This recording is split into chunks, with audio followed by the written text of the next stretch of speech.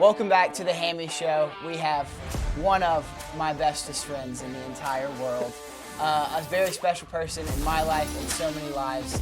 This is Carrie Smith, and what a special episode we have here. We're gonna talk serious. We're gonna have some fun, but it is just a pleasure to have you on, and thank you so much. So to kick it off, just tell us what you do. What's your position, and exactly what you do for the university. Absolutely. Well, first of all, thanks for having me. Love doing anything with you, Hammy, of course. So I serve as the Director of Student Care and Outreach here at the University of Georgia. We started this unit back in 2016 as a way to proactively connect with students and get them what they need. Back then, there was just two of us, myself and Bo Seagraves, and we now have a staff of 10. But essentially, we're the hub of care and support. So we see about 14,000 individual UGA students, undergrad, grad, professional, and they honestly come in for a wide array of things. So sometimes I'm helping somebody navigate classes when they have a grandparent that's passed away and they have to step away for a funeral. And sometimes I'm helping someone get in and out of substance abuse treatment. But where it's shifted a lot lately is now we proactively go out into the community to raise awareness about issues so that we can be talking about them before we get to crisis. So it's a really good place to do this work, and happy to do it. That's awesome. So that was going to be my follow-up is, you epitomize an open door policy. You are always welcoming to anybody that walks by your office. But like you said, what y'all have done recently is go out into the communities and, being in a fraternity, I've sat in one of those rooms when you've come and talked to our entire chapter. What has that, that added aspect of your job been like? You connecting with people, not just in your office, but going out into the community and meeting with those people? Yeah, so it's really interesting. I think the University of Georgia has always been ahead of the curve on this. So I stand by that we have the greatest college president in the country, mainly because when he knows his students need something, he does it. He doesn't wait for there to be a crisis. So before the pandemic even started, we started to put more resources into student care and outreach to say we need students to start learning how to seek help. We then had a pandemic, and our office did, of course, a lot of the COVID response, but in that, it helped students sort of begin to understand who our office was. I always say it was like a free advertisement. But during that time, we really realized certain groups that weren't reaching out to us. And so you mentioned the fraternity, so I'll talk pretty specifically about that. We actually started working with fraternities when a fraternity man in Simacai passed away from a suicide shortly after he graduated. And the fraternity president called me and said, "What do I do?" And I went into that chapter room, and I will never forget it. I was just in Simacai again this week talking about it, seeing the way that those men were responding and not really knowing how to respond. I can remember people having hoodies pulled up over their face, people not knowing if they could cry or if they were supposed to, and then people feeling guilty that maybe they didn't see something. And in that moment, I realized it wasn't necessarily that we needed to have an office. We needed to have people who went and developed relationships about dumb stuff, about who was hooking up with who and who was talking to who on the side, and funny things that had happened over the weekend, so that when things went badly, there was a trusted relationship with someone at the university where they felt like they could talk to them. Yeah. So we've spent a lot of time with two positions, they're called community of care positions in my office, to really identify different pockets of populations and go in and really begin to cultivate those relationships. I've laughed and said that I've probably had more food at Porterhouse than anyone else, because I've had to have a lot of lunches where I just had to get people to gain trust in me, and it's taken years. But now we're able to be there in crisis, but also to give people the skills so that they can prevent the crisis, which is really what's most important. That's amazing. So I want to talk about Sigma Chi. They've taken a huge stand, and really the Sam Asbury Foundation is putting on the fight against suicide.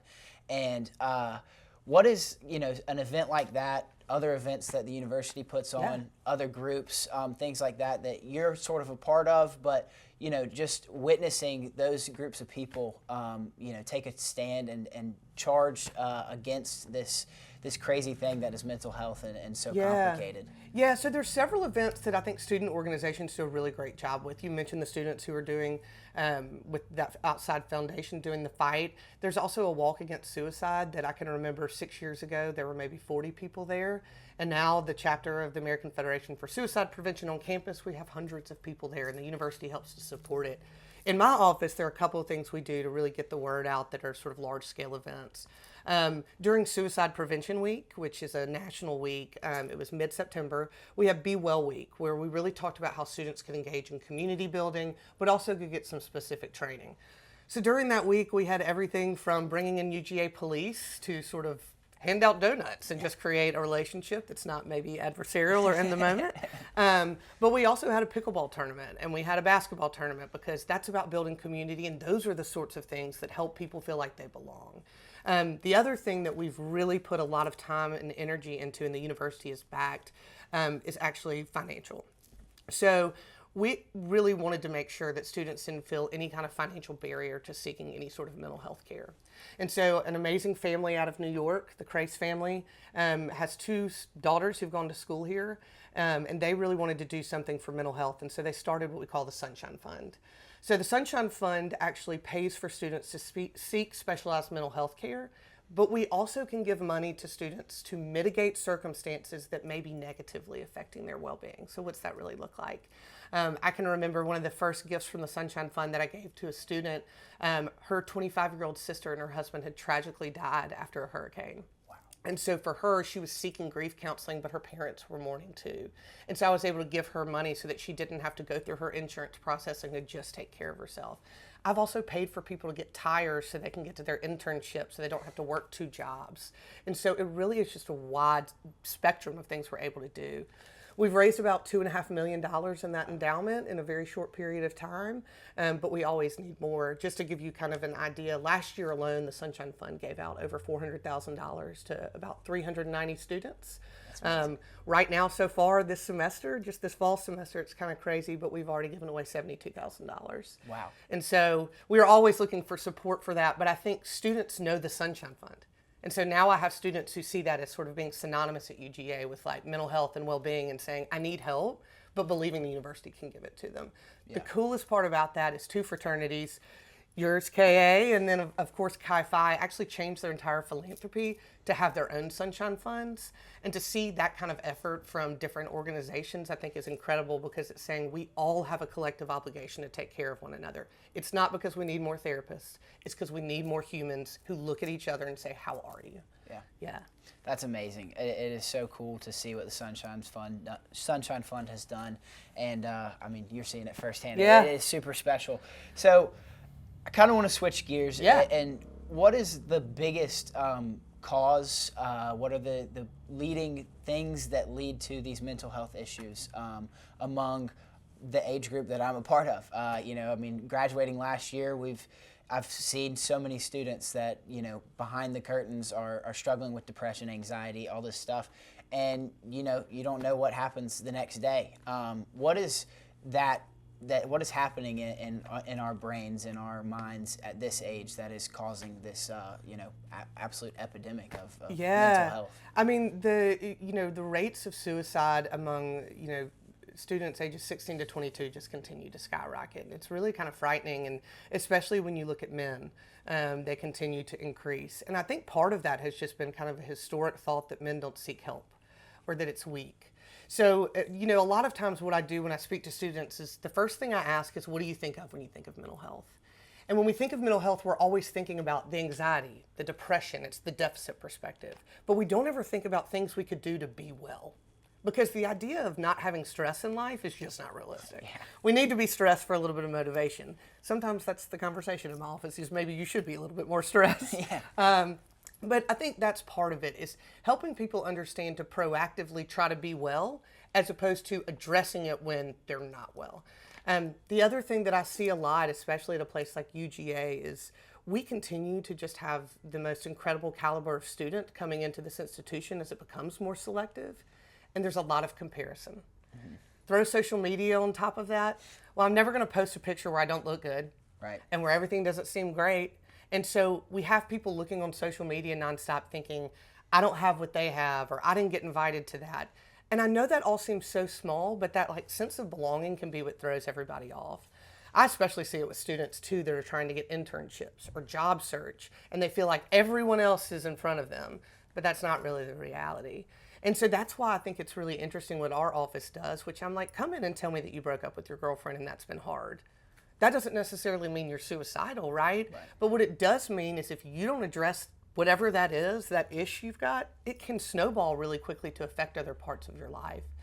I also think that sometimes we have such great relationships with our parents that we don't want to tell them we're not doing good. And I hear this a lot in my office. I don't want my mom to worry about me. And I don't have kids of my own. I feel like I got about 40,000 here in Athens each year. But what I always try to tell people is parents want to worry about their kids. Right.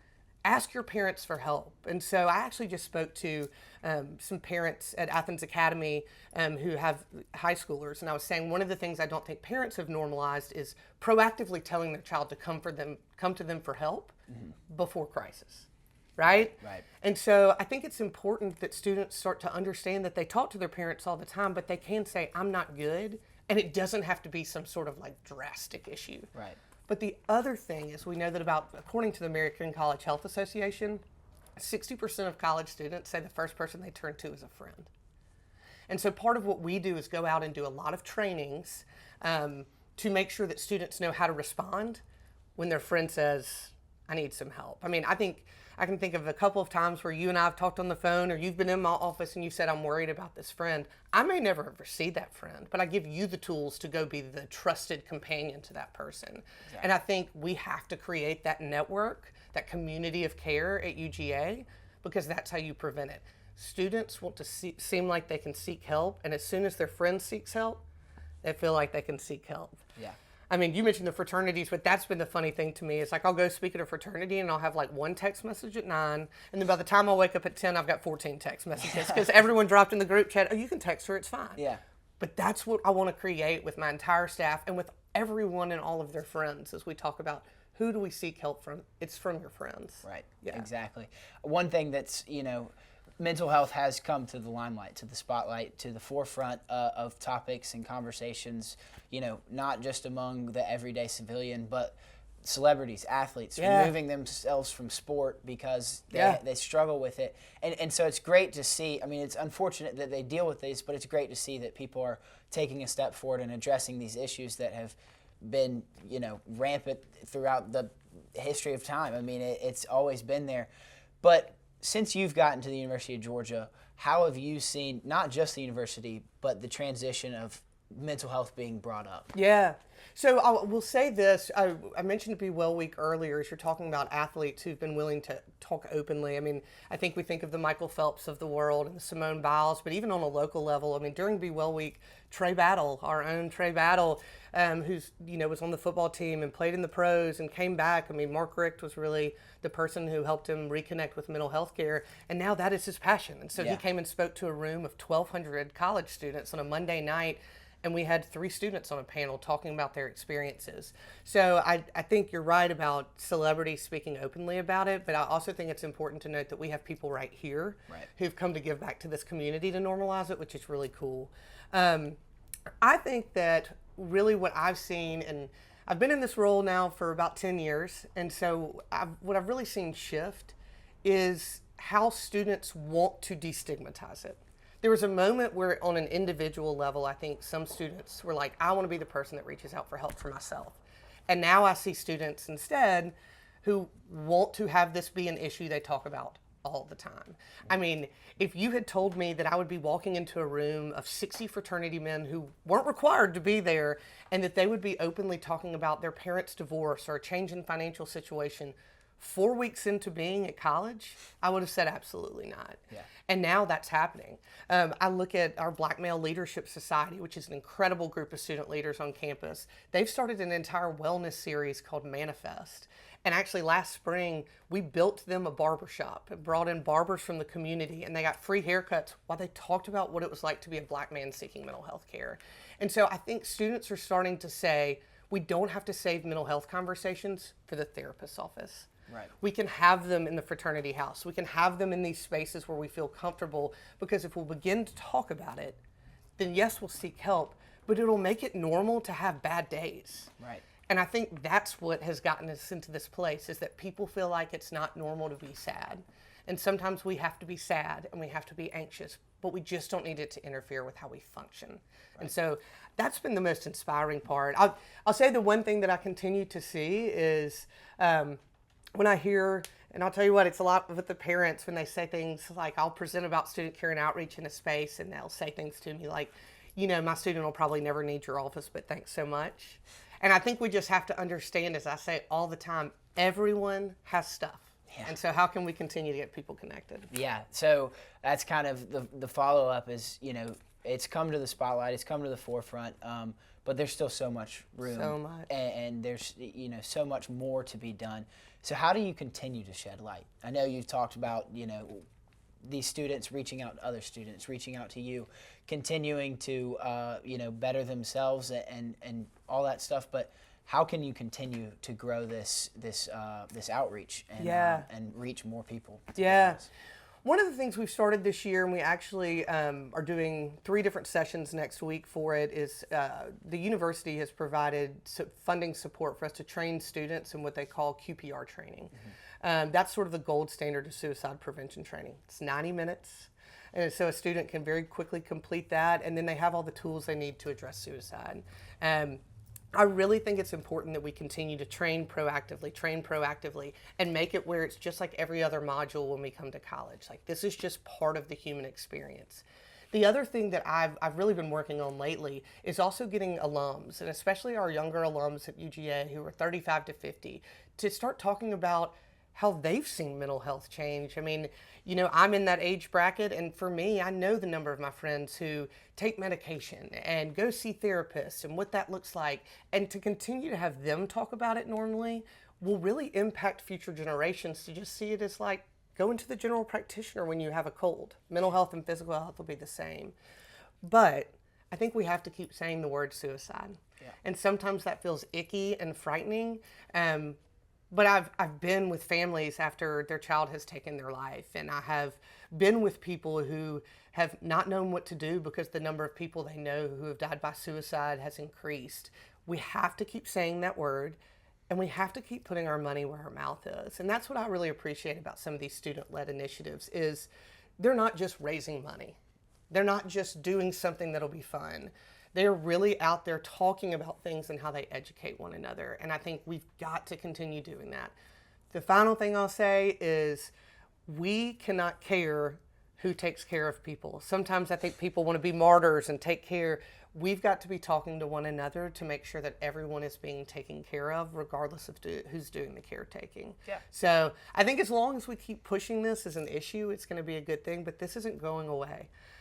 People say, it got worse in the pandemic. It was always there. We just started talking about it more. Yep. And we've just got to make sure that it never goes out of any kind of conversation. I look at things like people doing Stand Up for Cancer, the American Heart Association, and all of that.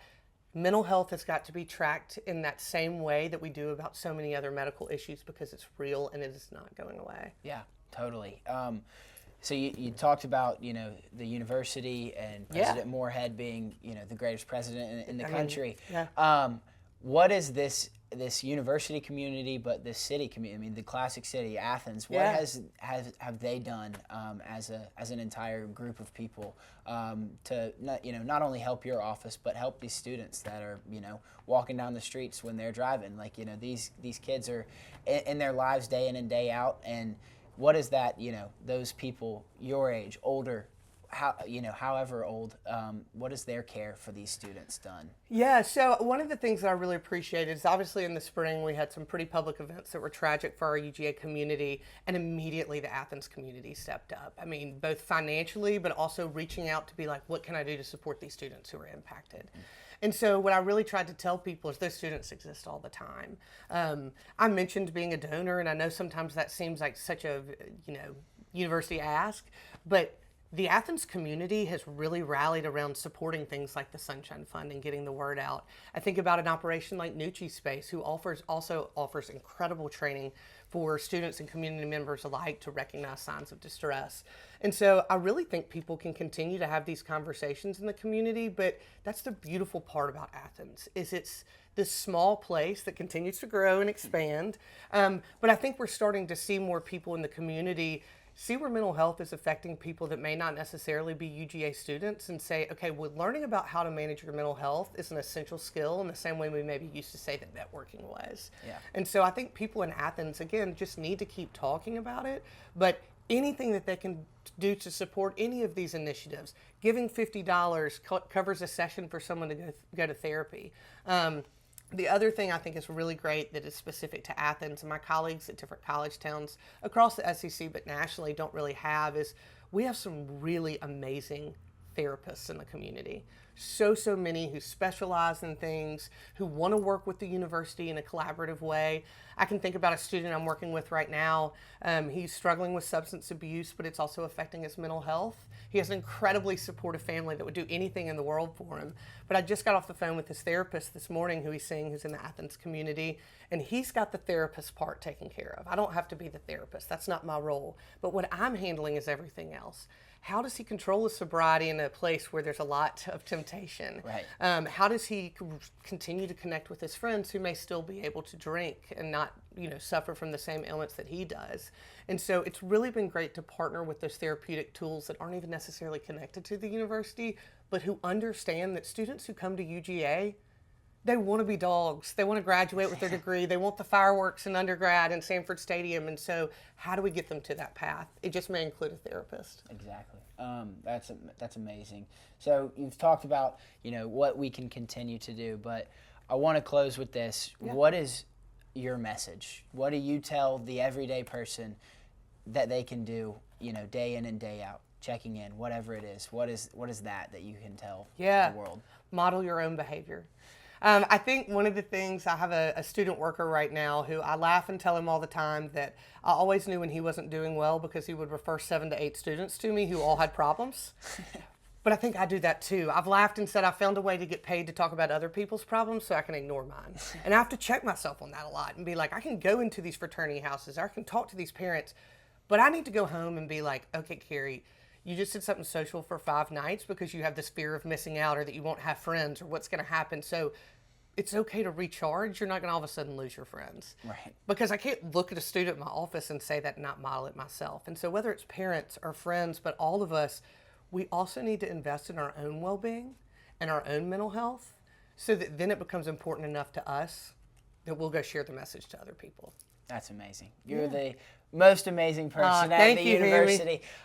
This is so special that you got to come in and join the Hammy Show. And yes, it's so fun, being in a professional sense on an interview. Absolutely. When we're such good friends. Absolutely. But it is so fun to spend a little time with you and talk about a serious matter that needs a spotlight on it. And I just can't thank you enough. Well, I appreciate you giving this space, and it's really great to see you in this setting as well. But I'm sure I'll see you in other settings as we roll into the Auburn game. Yes, of course, of course. Well, thank you so much. This has been a pleasure. Absolutely. Thanks, Hammy. Thank you, everybody. This has been another episode of The Hammy Show. What an amazing person Carrie Smith is. What an amazing thing that she is doing. And people, just like she said, continue to model after yourself. So thank you so much. This is The Hammy Show. We'll see you next time.